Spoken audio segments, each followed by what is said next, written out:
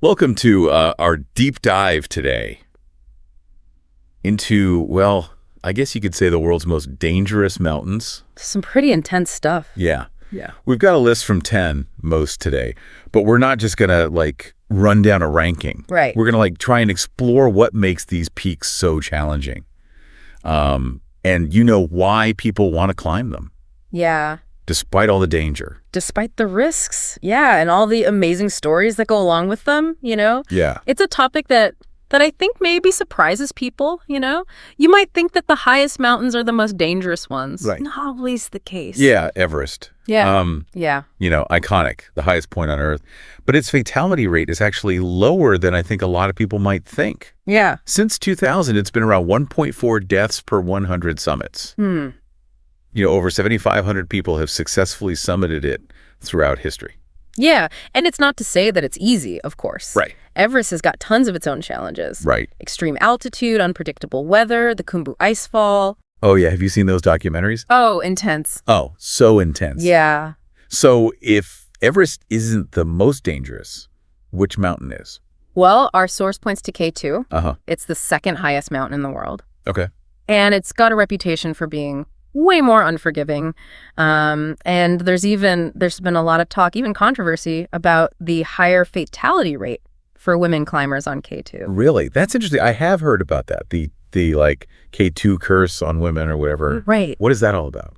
So the first woman to summit K2 was Wanda Rutkiewicz, and that was way back in 1986. Okay. But then in the years that followed, a bunch of women tragically died on or near the mountain. Oh, wow. So that kind of led to this idea of a curse. But thankfully, it has been broken, by successful female climbers like Adurni Pasaban and Vanessa O'Brien. Wow. Yeah.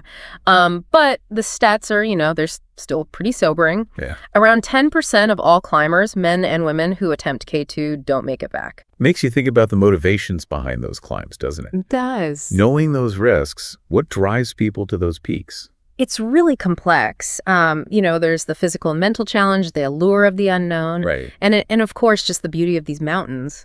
But it's got to be something deeper, too, Yeah. It's like a human desire to test limits, to push boundaries. Yeah.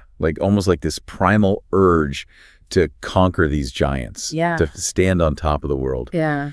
Speaking of giants, what other mountains stand out to you on this list? Well, Kangchenjunga, Okay. the third highest mountain in the world. Uh-huh.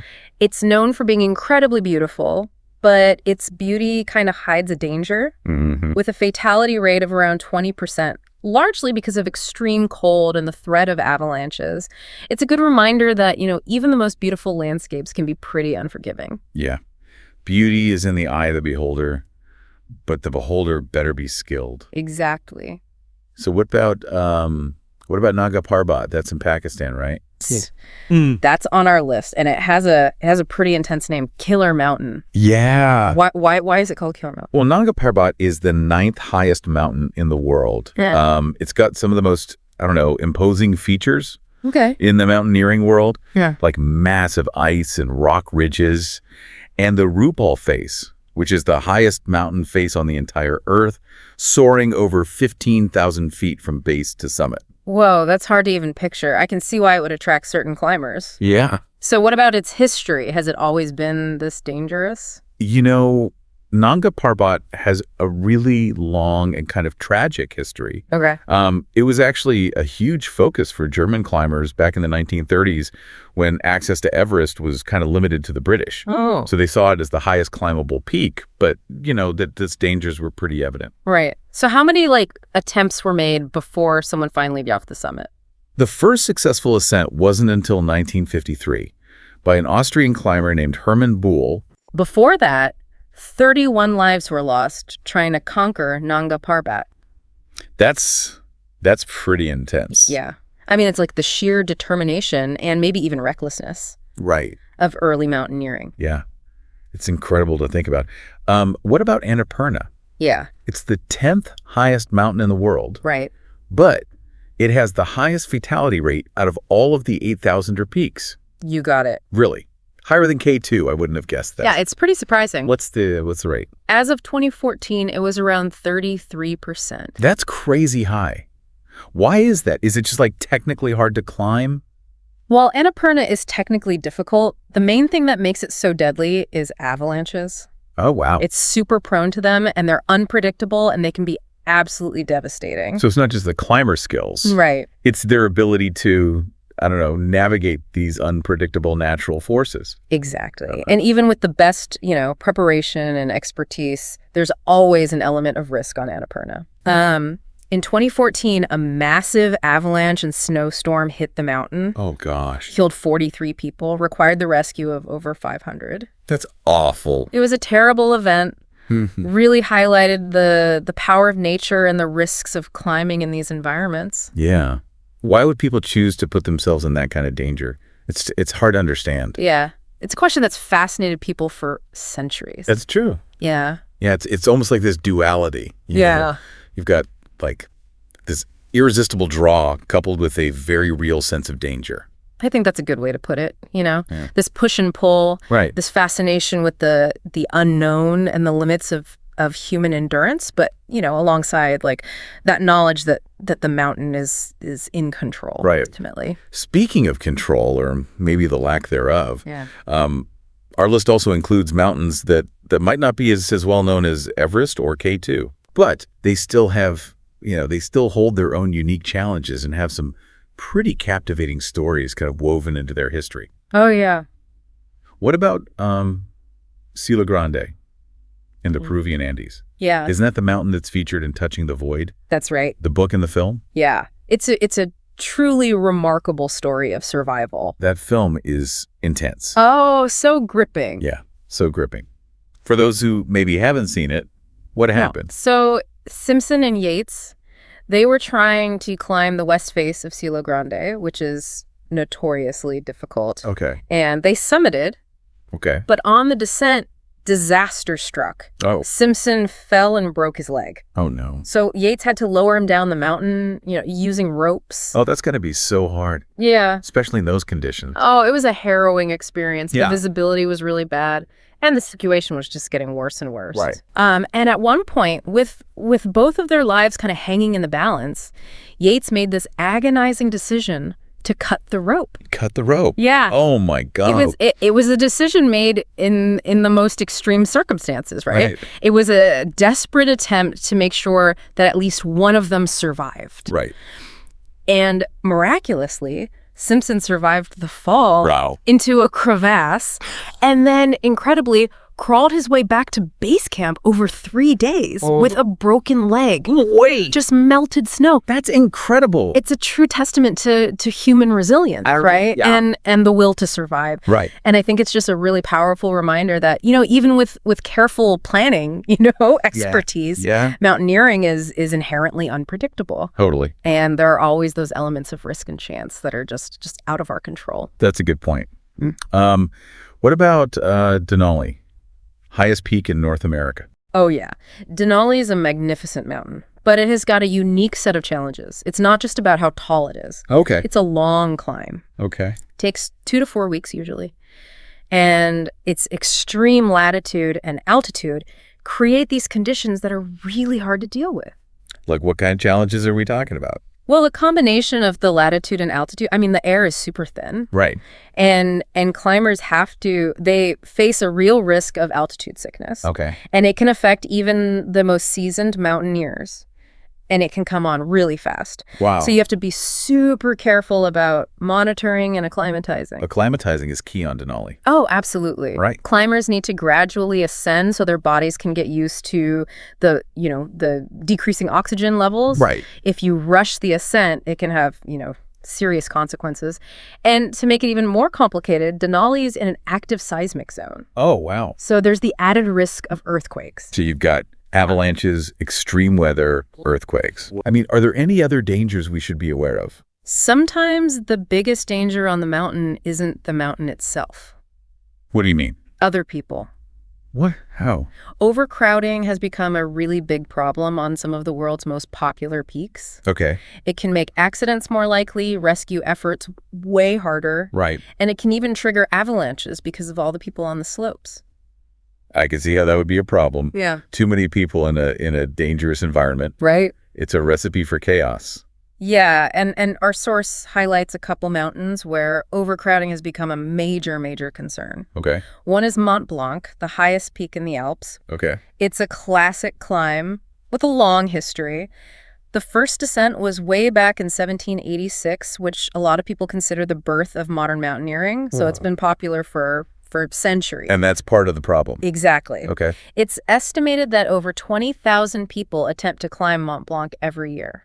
I mean, that much traffic has made the routes more dangerous. There's more risk of avalanches and rock falls. Congested trails, bottlenecks. Right. It's like a domino effect, doesn't it? It does, and those bottlenecks cause delays, which can be deadly on a mountain when conditions are changing rapidly. Right. In peak season, the rescue services on Mont Blanc respond to, on average, 12 rescue calls every weekend. 12 rescues a weekend. That's a lot. It is, and it's got the highest fatality rate of any mountain in Europe, Really? with, estimates around 100 deaths a year. Wow. So, it shows how the sheer volume of climbers can just make the inherent dangers of the mountain even worse. So popularity has a cost, even in mountaineering. Yeah. What about the Matterhorn? That seems like it would be really crowded. Yeah, the Matterhorn is so iconic, right? That distinctive pyramid shape. Yeah. But its popularity, unfortunately, has kind of made it more dangerous. No? It's not considered that technically difficult to climb, but the easier routes have become super crowded. Okay. And that's led to an increase in accidents. So because it's considered quote unquote easier, it's actually more dangerous. In a way, yeah. Interesting. Less experienced climbers on crowded routes, they can dislodge rocks, Oh, right. which then become a hazard for the people below them. Right. And then the frequent afternoon storms during peak climbing season add another layer of risk. So the human element is often overlooked when assessing the dangers of a mountain. I think so, yeah. It's crucial to remember that, mountains demand respect, Yeah. regardless of how difficult or popular they are. Absolutely. Okay. Okay, so speaking of respecting the power of nature, this last stop on our deep dive might surprise you. Okay. It's not a towering Himalayan peak, but it's one that's much closer to home. Okay. Mount Washington Ah, Mount Washington. in New Hampshire. Yeah, that one can really catch people off guard with its weather. Yeah, what makes the weather on Mount Washington so dangerous? It's known for really rapid changes, high winds, extreme temperatures. Okay. In fact, Mount Washington holds the world record for the highest wind speed ever recorded on Earth. Really? Yeah, 231 miles an hour. 231 miles an hour. I can't even imagine. You can't even stand up in that. It's almost impossible. I mean, the wind is so powerful it can knock you off your feet, Right. send objects flying, and the weather can shift so fast, like going from sunny skies to blizzard conditions like in minutes. Oh, wow. That sounds incredibly dangerous. Yeah. It's like a different world up there. Yeah, it's a really unique environment, one that you have to respect, Right. and have a real understanding of the forces at play. Okay. The combination of high winds, rapid temperature drops, you get ice pellets, freezing temperatures. It can create really life-threatening conditions. So it's not just about the altitude of Mount Washington. It's the extreme and unpredictable weather conditions. Exactly, and it shows that, we can't underestimate the power of nature, Right. even on mountains that seem smaller than the giants of the Himalayas. Right. We tend to just focus on those towering peaks. Yeah, But, smaller mountains can still present serious challenges. for sure. Yeah. The weather can be a pretty formidable opponent. Yeah.